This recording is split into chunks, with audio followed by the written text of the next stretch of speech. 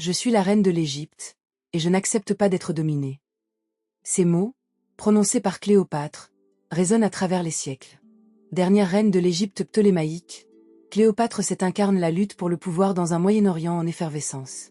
Alors que Rome menaçait son royaume, elle s'est adonnée à un double jeu, devenant l'alliée et la rivale de cet empire. Sous son règne, l'Égypte était un carrefour de culture et d'échanges. Les ambitions de Jules César et de Marc-Antoine l'obligent à manœuvrer avec agilité pour maintenir son trône. Chaque décision était stratégique, visant non seulement à sa survie, mais à celle de son pays. Son alliance avec César à Alexandrie marque un tournant. Elle réussit à solidifier sa position tout en semant la confusion parmi ses ennemis. Cependant, cette alliance, bien qu'avantageuse, était périlleuse. En se rapprochant de Rome, Cléopâtre savait qu'elle devait défendre son pouvoir contre de multiples menaces. Cléopâtre déployait des stratégies de manipulation. Sa capacité à utiliser le langage à son avantage lui permettait de séduire et de convaincre.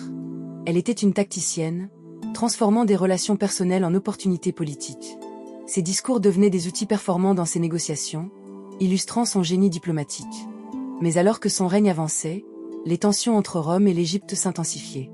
Les alliés devenaient rivaux, et les batailles, comme celle d'Actium, marquaient le début de la fin.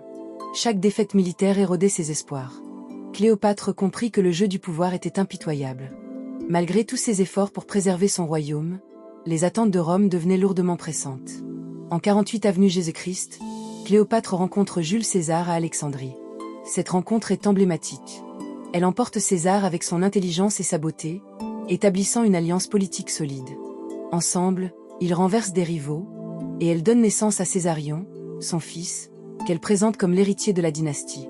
La ville d'Alexandrie, avec son phare majestueux et sa bibliothèque légendaire, était le symbole de la culture et de l'érudition.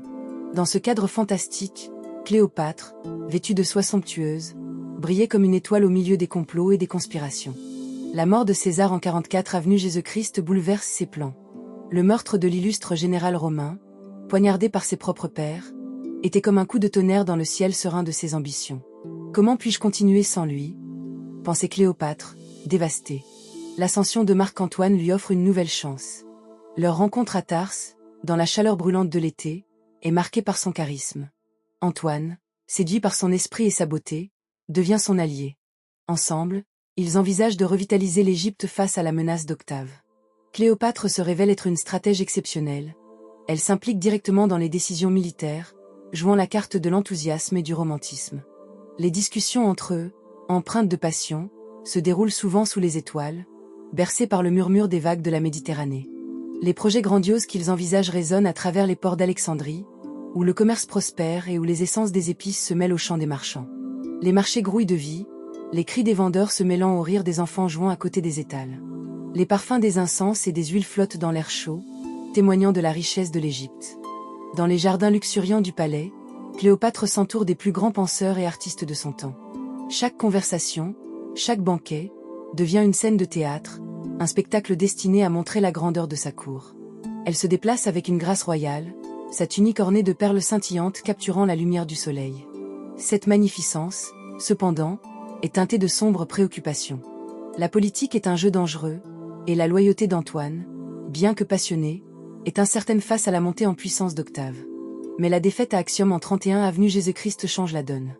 La bataille, une confrontation titanesque sur les flots, était marquée par les cris des soldats et le fracas des navires s'affrontant. Cléopâtre, sur son vaisseau, observe le désastre imminent, ses rêves d'un empire florissant se transformant en cauchemar. Les voiles blanches de son navire se gonflent, mais ce n'est pas pour la victoire. Elle se souvient des nuits passées à discuter des stratégies avec Antoine, de la passion qui les unissait, et maintenant, tout semblait s'effondrer. Cela ne peut pas être la fin, se répétait-elle, alors que l'ombre de Rome grandissait. Elle voit ses alliés se retirer, ses troupes se dissoudre dans la panique. Chaque crête de vague porte avec elle l'écho de sa défaite. La mer, autrefois symbole de prospérité, devient le témoin silencieux de sa chute. Les mois suivants, Cléopâtre tente désespérément de maintenir son pouvoir. Ses efforts pour séduire Octave échouent. La tension palpable, elle se retrouve piégée dans un monde de rivalité politique, les murs de son palais se refermant lentement autour d'elle. Dans les couloirs austères de son royaume, elle ressent une angoisse grandissante, son cœur partagé entre des émotions contradictoires, ambition, amour et désespoir. Elle s'astreint à garder une façade de confiance. Au milieu des cris de la cour, elle délibère, isolée dans ses pensées. Les ombres des colonnes de son palais semblent se resserrer, comme si elle partageait son désespoir. Cléopâtre, souveraine prudente, déploie encore quelques stratagèmes. Elle organise des banquets somptueux pour les dignitaires, cherchant à restaurer une image de pouvoir et d'influence. Les couleurs vives des mets, les sons des luttes flottant dans l'air, tout cela ne parvient pas à dissimuler le poids de la tragédie. Chaque sourire fin était un acte de bravoure, chaque toast un défi lancé au destin qui s'acharnait contre elle. Les rires des invités, teintés d'hypocrisie, résonnent dans les salles ornées de dorures. La musique, douce et envoûtante, est une tentative de masquer le drame qui se joue dans son cœur.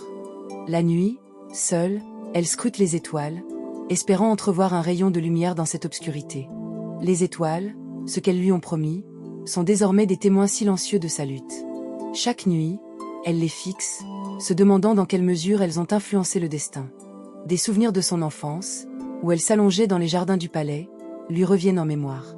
À une époque où la naïveté et l'insouciance prévalaient, elle rêvait de grandeur, mais aujourd'hui, la réalité de son royaume s'effondre. La lumière de la lune projetée sur ses murs rappelle les moments de joie révolus, mais seul un écho de ce bonheur reste. La richesse de l'Égypte, dont elle avait tant de fois vanté l'abondance, est désormais à l'agonie. Alors que l'armée d'Octave approche, Cléopâtre choisit une mort digne plutôt que de devenir captive.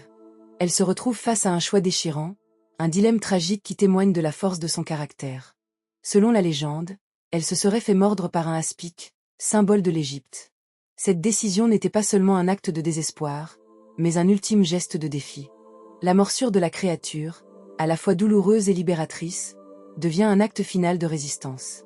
Dans les derniers instants de sa vie, Cléopâtre aurait contemplé son jardin ancestral, ce lieu où elle avait rêvé, aimé et perdu.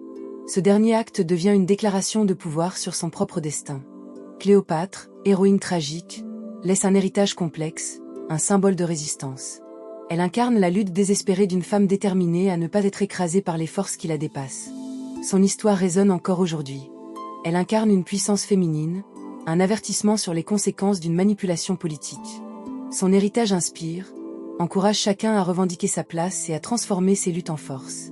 Le récit de sa vie, empreint de passion et de trahison, nous rappelle que même les plus grandioses des palais peuvent se transformer en prison, que le pouvoir peut être un tyran insatiable. Cléopâtre nous défie de ne pas céder à l'apathie, mais d'agir et de façonner notre propre récit.